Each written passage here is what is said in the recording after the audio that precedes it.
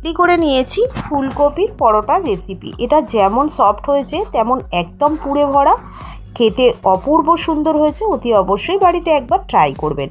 নমস্কার প্রিয় বন্ধুরা, কেমন আছেন? আশা করি আপনারা ভালো আছেন। আমার টেস্টি অ্যান্ড ওয়ান বাইট চ্যানেলে আপনাদেরকে স্বাগত রইল। তো আজকে যে রেসিপিটা নিয়ে আমি হাজির হয়েছি, ফুলকপির পরোটা। এর জন্য আমি ফুলকপিকে কেটে নিয়েছি, এগুলোকে গ্রেট করে নেব ফুলগুলোকে।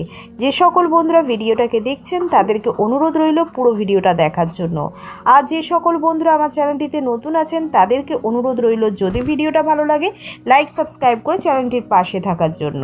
তো এখানে আমি নিয়েছি 200 গ্রাম ময়দা, 200 গ্রাম আটা দিয়ে দিলাম হাফ চা চামচ মতো বেকিং সোডা, স্বাদ অনুযায়ী লবণ, অল্প নর্মাল জল দিয়ে আমি এবারে ডোটাকে রেডি করে নিয়ে অল্প তেল, সাদা তেল দিয়ে আমি কিন্তু ওপর দিয়ে ব্রাশ করে রেখে দিলাম।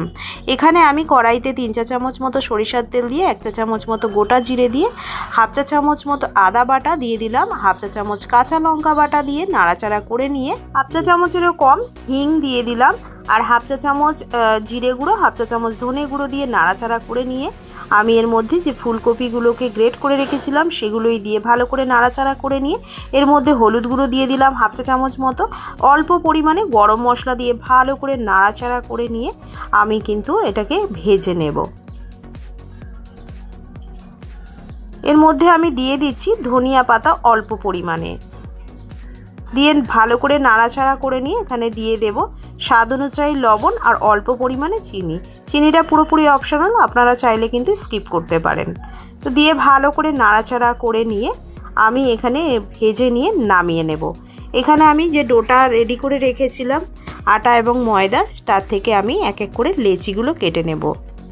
তো এরকম সাইজ করে আমি কিন্তু লেচিগুলোকে কেটে নিচ্ছি। সব লেচিগুলোকে আমি কেটে নিয়েছি, আর এখানে আমি আটা দিয়ে আমি কিন্তু বেলে নেব। এখানে প্রথমে আমি গোল গোল করে বেলে নিয়ে তার মধ্যে আমি দিয়ে দিলাম এই পুরটা, দিয়ে ভালো করে চাড়িয়ে নিয়ে এইভাবে চারদিক দিয়ে মুড়ে নিয়ে বেলে নেব। এইভাবে আপনারা করতে পারেন পরোটা। আমি আরও কিন্তু দুরকম পদ্ধতিতে আপনাদেরকে দেখিয়ে দেব। আবারও গোল করে কেটে নিয়ে এইভাবে পুরগুলোকে দিয়ে আমি ছড়িয়ে দিয়ে দিচ্ছি, দিয়ে এইভাবে 3 দিক দিয়ে কিন্তু চিকন পরোটা বানিয়ে নিচ্ছি এইভাবে মুড়ে নিয়ে। এবারে চামচের সাহায্যে আমি কিন্তু নিচের দিকটা একটু এইভাবে চেপে দেব। ভালো করে বেলে নিলেই রেডি হয়ে যাবে চিকন পরোটা।